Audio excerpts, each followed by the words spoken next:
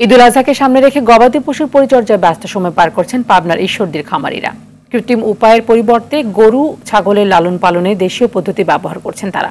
গোখাদ্যের দাম বেশি হলেও এবছর লাভের আশা খামারিদের। ঈশ্বরদী থেকে বাইজিদ বোস্তামির পাঠানো তথ্যচিত্রে বিস্তারিত জানাচ্ছেন আব্দুল হামিদ। আর কিছুদিন পরেই পবিত্র ঈদুল আজহা। কোরবানির ঈদে পশুর জোগান নিশ্চিতে ব্যস্ত সময় পার করছেন পাবনার ঈশ্বরদীর খামারিরা। ক্রেতাদের চাহিদার কথা মাথায় রেখে নানা জাতের গরুর পরিচর্যা করছেন তারা। কাঁচা ঘাস, খড়, খৈল, ভুসি সহ ভেজালবিহীন খাবার খাইয়েই কোরবানির জন্য প্রস্তুত করা হচ্ছে পশুগুলোকে।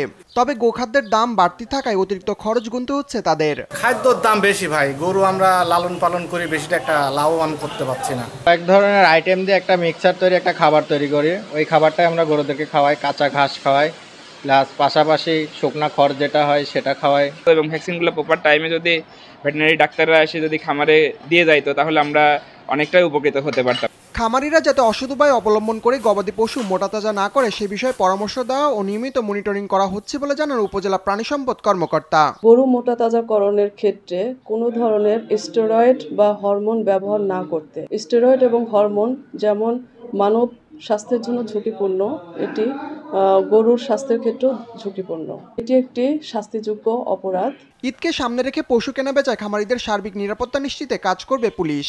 গবাদি পশুগুলো যাতে চুরির শিকার না হয় আমরা এই ব্যবস্থা করব ইনশাল্লাহ। আমরা মোড়ে মোড়ে চেকপোস্ট বসাবো, প্রয়োজনে রাতের টহল আমরা বৃদ্ধি করব যাতে তারা নির্বিঘ্নে তাদের গরু ছাগল দেশের বিভিন্ন প্রান্তে নিয়ে যেতে পারে।